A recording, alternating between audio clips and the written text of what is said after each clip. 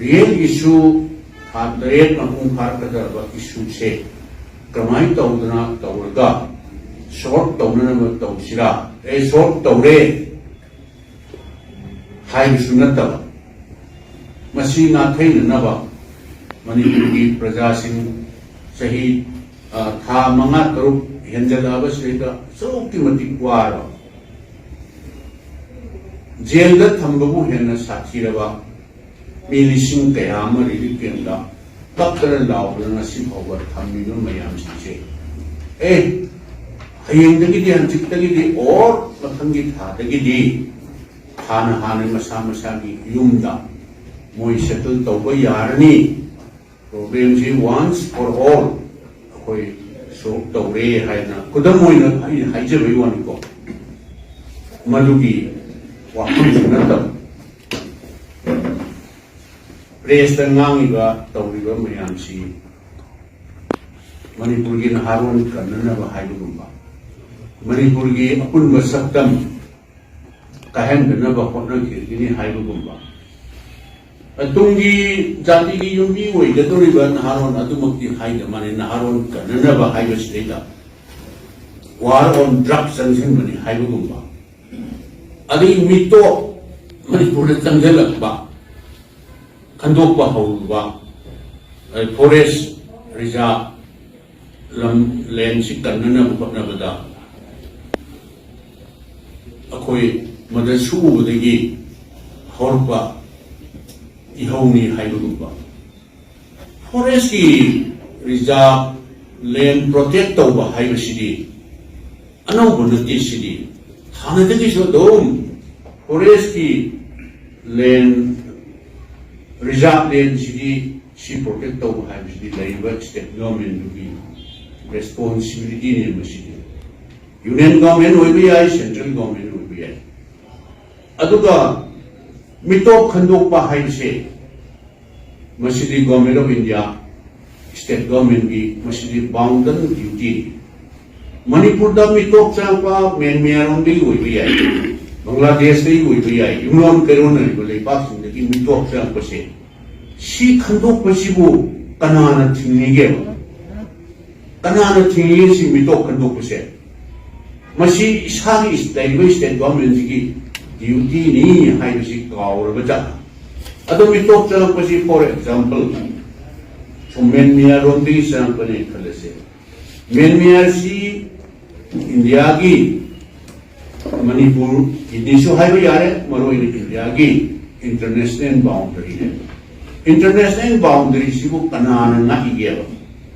Government of Indiana Naki Ganatra Mase. Sida Government of Indiana Akoi Manipur international boundary say nearly 390 Korean but say 400 kuma higher Kalasi. Masi Napa Master drug illegal arms immunization kusalakwa or natraga illegal immigrant haibata mitok changsalakwa nga kasi masi hujiki double engine government Shri Modi ji ki government sahi tara mapung phajal ar government ji sigi daita natraga ar fencing khaba hairo masi moi ki mathong leba masi marami Manipur se India ki saruk amani part amani na Masjid international boundary se khab se hanagi government su tawram dabadawna hanjan atai ngangingai leitarba khamde madu da hanjan ngang leire hanagi government na sukha kharande hojik paliga government sahi tare mapung harkadarba government se Modi ji ki sahi tara mapung harkadarba government se sidaida akoina Sahi Rama Manipur ki praja singi seva tawjaba matamda sahi manga amadi BJP ki government ki matamda center da Shri Atal Bihari Vajpayee ki perta sahi ani Modi ji ki magi perta sahi sahi manga sahi tawon no sahi manga amadi BJP ki center da sarkar paiga matamda ne Amoro koi ki government le matamda kilometer tara moi nu loire haibese matam de sanction tawraga thabak haure haibese haurame haibese CBN through them Kangan Player. How get number 1, more than able get number 1 say, kilometer Tara say, BRO Border Road Organization that Masi. Tabakshi, Minister of Home Affairs na, Muida implementing agency in the Sinaga. Fencing si Kaba hold of never. Get number 1 star, Mahatamuda, get kilometer Mangama, Awang Tamuda kilometer Mangama. She Hana hold, she called hold of never. Civil society organization, Karana Habitat, particularly one Isam Koba organization, Amana. We Honor Kana understanding later, even know, come down, you know. Masi fencing to why the Kanasu Pam group president, Bayay. From this Atoxasin, free the Atoxasin, Yaro Dogonina, Aina Yadava, Drakla Lodba, Aduga, Kanotoba, Aina Yadava, Nomi Maru, Utokusin Toba Kambo, Aduba illegal businessmen, you can't remember. Muito manner you recognize. Manipuri Lamane, Amona resurvey on the Caviar, when after Iran, China, cannot talk to Napakoi. Machine law in order that so no problem, Lakadore, and state cabinet of Putoga. Matam Kra, Masi issues sort of Kava, let me go on a state government request of the left people. Madule Bangrava, Ziki Matam Stega. Yam Drabada, aina thajajabadadi 50% di hena idi kharma international boundaries lepta kharma di kharma gadana idi kanjab chahi tara mapung kharaba modi ji gi government akhoi matamda horba kilometer tara do hujikta khaba kilometer tara khaba loire another kilometer 70 80 amuga kharani na nganguse masidi Masidi Husiki Asen issues, Masik Maitona, Nakaiba Yaga, the Gese, Adugu, Nanguba. Adagi, war on drug. Drug say, Sipopit Havishi drug Makalamani. I know Yadava, Kanini come the drug, Nikam de Mapalong, the Southeast Asian country of the true men mere. Han Brahma, Mrs. How powerful to say. Masi Timba. Popi Hava Timba Madudagi Torpanena highly. Adu appointing opposition gi Haibatae House the Putor the war on drugs say Sidi 100% the same Namasi Mutat number Tausi drugs in Manipur the Marupang Mutat number Tausi Haida House the Putor resolution number the Manga Nigeria opposition के कांग्रेस की MLA मंगासदी wholeheartedly अकोई support the we मतलब तो अकोई cycle वो होगो Koli honorable MLA Singh ने लेबा honorable एमएलए सिंह अदुगा लेबा सरकार थमोई सेना अकोई पटना बिनर गदी ngमोई दो बक माई पाओई दो बक इंटर लेते अदुगा सरकार ना अदु मरोई ना कॉपी थारीबा ड्रग परेबा Sigi Lambi Silla, honorable emulation, sincere Oidragadi, Mashi Mai Bak Likra Wadan Yahaisi. Okoi side the August House that Tamjagi Bune. Adugasi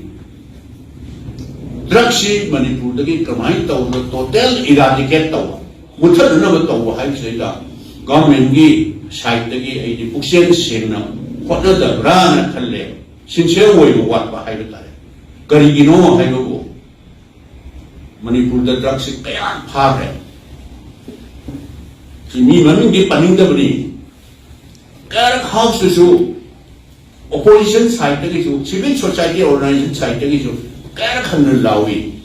Matam amada Tenopal koi di district ki habitat. Madudai da Xiamen Autonomous District Council ki Xiamen में लखों से जाऊं 20 crore hen bagi drug phare masi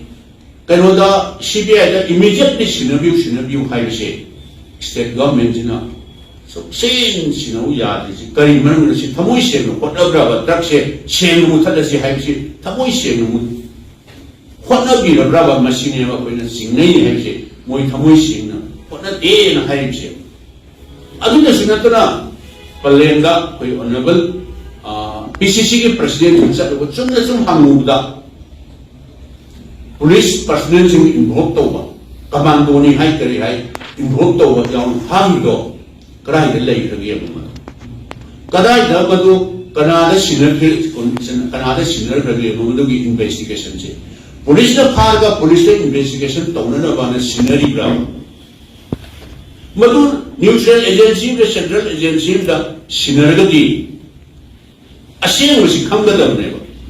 ꯁꯨꯃꯥꯏꯅ ꯇꯧꯗꯅ ꯁꯤꯟꯅꯁꯤ ꯍꯥꯏꯕꯁꯤ ꯃꯣꯏ ꯁꯨꯡꯌꯥ ꯌꯥꯗꯦꯕ ꯂꯩꯔꯤꯕ ꯒꯚꯔꯟꯃꯦꯟꯠꯁꯤꯅ ꯑꯗꯨꯅꯅꯤ ꯑꯩꯈꯣꯏ ꯃꯣꯏ ꯁꯤꯟꯁꯤꯌꯔ ꯑꯣꯏꯗꯦ ꯍꯥꯏꯔꯤꯁꯦꯕ ꯁꯤꯟꯁꯤꯌꯔ ꯑꯣꯏꯗꯦ ꯑꯗꯨꯅ ꯆꯤꯟꯗꯕ ꯌꯥꯝꯅ ꯑꯍꯣꯡꯕ ꯆꯤꯞ ꯄꯣꯄꯨꯂꯥꯔꯤꯇꯤ ꯃꯗꯨꯗꯃꯛ ꯉꯥꯡꯕ ꯊꯃꯣꯏ ꯁꯦꯡꯅ ꯁꯤꯗꯒꯤ ꯏꯔꯥꯗꯤꯀꯦꯠ ꯇꯧꯅꯕ ꯑꯩꯈꯣꯏꯒꯤ ꯗ꯭ꯔꯒꯁꯦ ꯋꯥꯔ ꯗ꯭ꯔꯒꯁꯦ 100% ꯁꯛꯁꯦꯁ ꯑꯣꯏꯅꯕ ꯑꯩꯈꯣꯏ ꯍꯣꯠꯅꯗꯦ ꯍꯥꯏꯕꯁꯦ ꯑꯗꯣ ꯑꯩꯈꯣꯏꯅ ꯇꯥꯕꯗ ꯁꯕꯖꯦꯛ ꯇꯨ ꯀꯟꯐꯥꯔꯃꯦꯁꯟ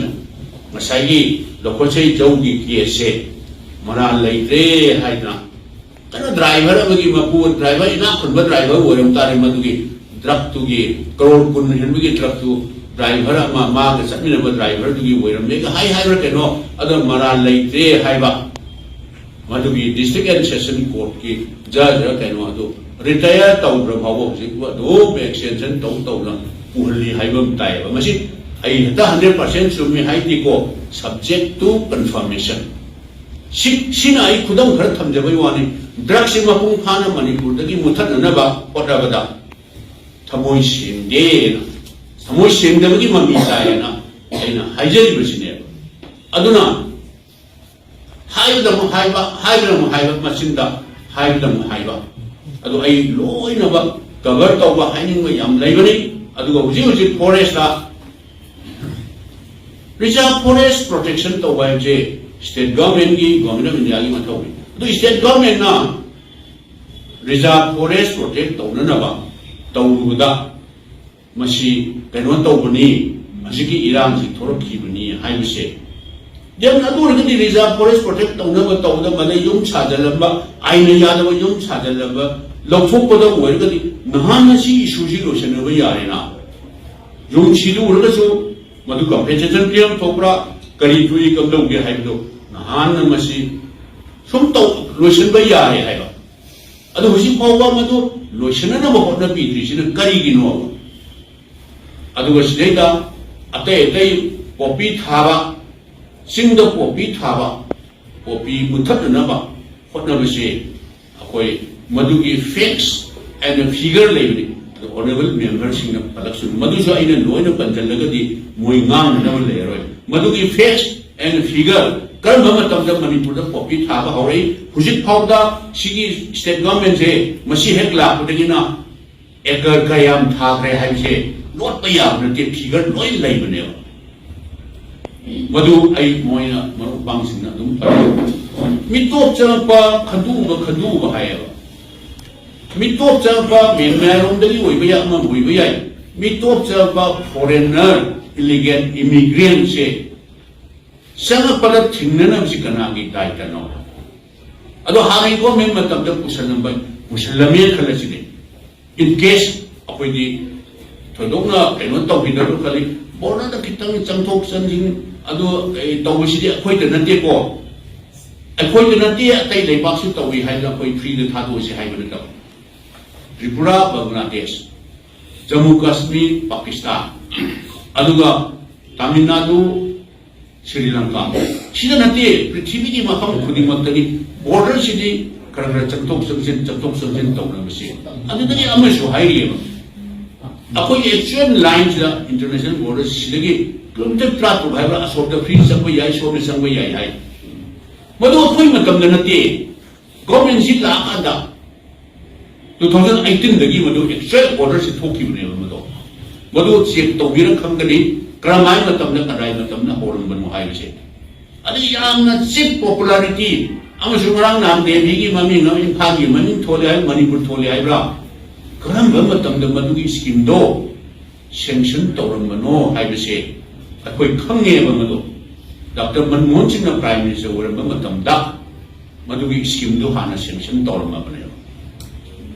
ꯃꯗꯨꯒꯤ ꯁ꯭ꯀꯤꯝꯗꯨ ꯍꯥꯟꯅ ꯁꯦꯡꯁꯟ ꯇꯧꯔꯝꯃꯕꯅꯦ ꯁꯤꯒꯨꯝꯕ ꯒꯣꯔꯃꯦꯟ ꯍꯥꯏꯕꯁꯤ ꯒꯣꯔꯃꯦꯟ ꯑꯃ ꯑꯩꯈꯣꯏꯒꯤ ꯒꯣꯔꯃꯦꯟ ꯂꯩꯔꯝꯒꯅꯤ ꯑꯩꯈꯣꯏ ꯒꯣꯔꯃꯦꯟ ꯑꯃ ꯆꯠꯈꯤꯅꯤ ꯑꯅꯧꯕ ꯒꯣꯔꯃꯦꯟ ꯍꯥꯏꯕꯁꯤꯗꯤ ꯀꯟꯇꯤꯅ꯭ꯌꯨꯁꯟꯅꯤ ꯍꯥꯏꯕꯁꯦ ꯀꯥꯎꯕꯗꯧꯅ ꯇꯧꯕ ꯍꯦꯛꯇ ꯉꯥꯏꯍꯥꯛ ꯉꯥꯏꯍꯥꯛ ꯄꯥꯏꯕꯗꯨꯗ ꯄꯔꯃꯅꯦꯟ ꯇꯧꯅ ꯑꯗꯨꯝ ꯈꯟꯅꯕꯒꯤ ꯃꯑꯣꯡꯗ ꯑꯁꯨꯃꯥꯏꯅ ꯉꯥꯡꯕ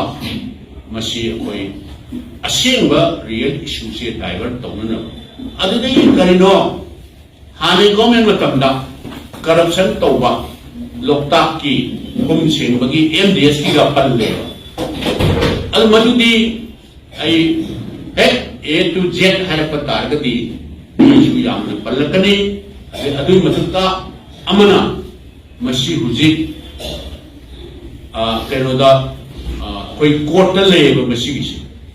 ꯑꯦꯅꯤ ꯑꯦꯖꯦꯟꯁꯤ ꯑꯃꯅ ꯅ꯭ꯌꯨꯇ꯭ꯔꯦꯜ ꯑꯣꯏꯕ ꯑꯦꯖꯦꯟꯁꯤ ꯑꯃꯅ ꯊꯤꯒꯠꯄꯗ ꯑꯩꯈꯣꯏ ꯀꯔꯤꯝꯇ ꯑꯩꯈꯣꯏ ꯃꯗꯨꯒꯤ